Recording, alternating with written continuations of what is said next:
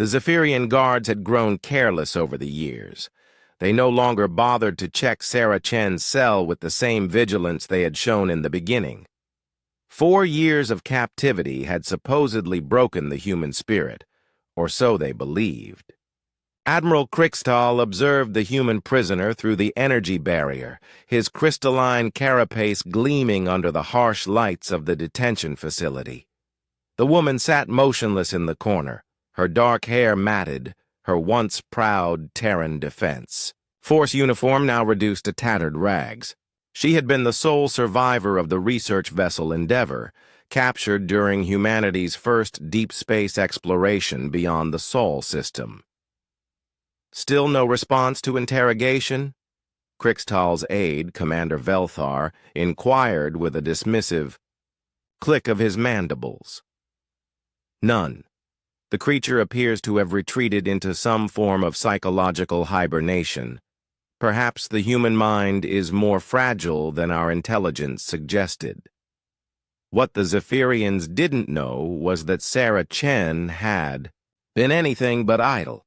For 4 years she had observed, learned, and planned. Every guard rotation, every maintenance cycle, every shift in the facility's routine had been cataloged in her eidetic memory, a genetic enhancement that had made her invaluable to the Terran exploration program.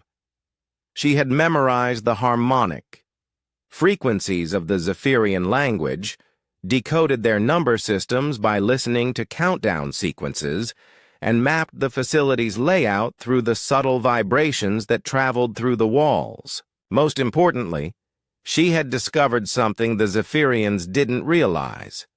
Their technology responded to bioelectric fields in ways their own physiology couldn't detect. Human neural activity, it turned out, operated on frequencies that could interfere with Zephyrian control systems. On the morning of the 4th anniversary of her capture, Sarah Chen opened her eyes and smiled for the first time in years. The shift change occurred at 0600 hours, Zephyrian Standard Time. As Guard Unit Zexmar approached her cell for the routine inspection, Sarah stood up slowly, her joints protesting after years of calculated stillness. The guard paused, surprised by the movement, but continued with the standard protocol. Sarah pressed her hand against the energy barrier. The Zephyrians had never understood why their containment fields occasionally flickered around human prisoners. They attributed it to equipment malfunction, unaware that human bioelectricity could create resonance patterns in their quantum field generators. Sarah had spent 4 years learning to focus and amplify her own neural output, turning her consciousness into a weapon. The barrier destabilized, its energy matrix collapsing in a cascade of sparks. Guard Unit Zexmar barely had time to register the anomaly before Sarah Chen's fist connected with his auditory receptor cluster. Years of zero-G combat training and rage-fueled determination powered the blow that sent the Zephyrian crashing to the deck.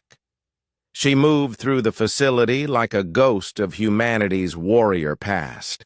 The alarm klaxons wailed as she systematically disabled security nodes with nothing more than focused thought and precise physical strikes. Each Zephyrian control panel she touched sparked and failed, her bioelectric field wreaking havoc on their incompatible technology. Admiral Krikstal watched in disbelief as security feeds went dark one by one. "How is this possible? The human has no weapons, no tools." "Sir," Velthar's voice cracked with static through the failing communication system, "the creature appears to be using some form of electromagnetic manipulation. Our systems are shutting down wherever it goes." "Impossible. Humans are a primitive species. They lack any form of natural electromagnetic abilities."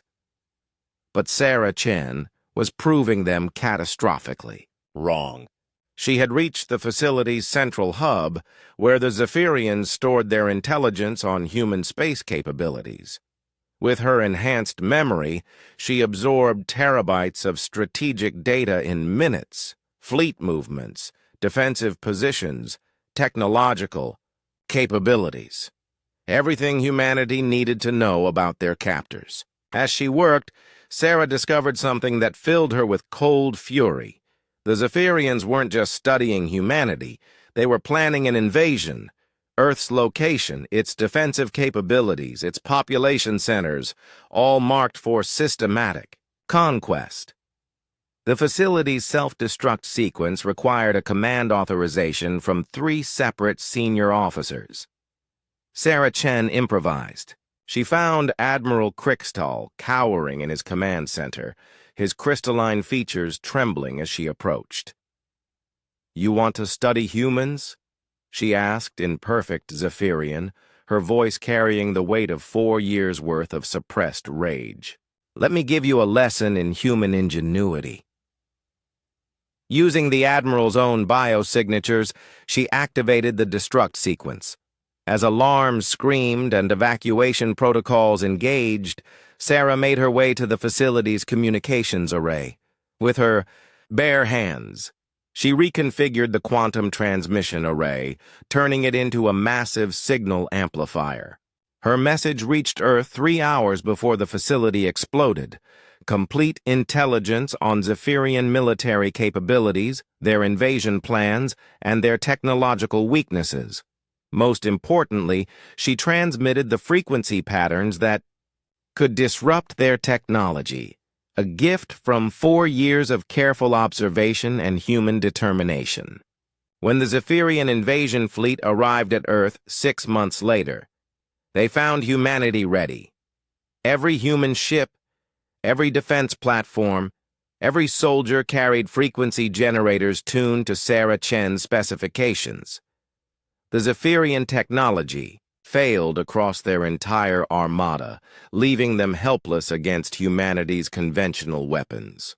The war lasted 3 days. Admiral Crickstall, one of the few survivors, was later heard to mutter in his prison cell, "We thought we had captured a broken creature. We had no idea we were caging a sleeping dragon." Sarah Chen never lived to see humanity's victory.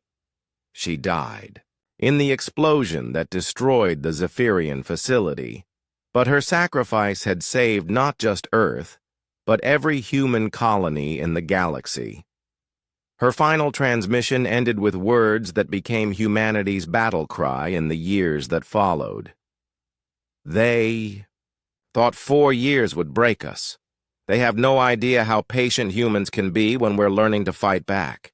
The legend of Sarah Chen became the foundation of humanity's expansion into the galaxy, a reminder that sometimes the greatest victories come not from superior technology or overwhelming force, but from the uniquely human ability to endure, adapt, and turn captivity into the preparation for war.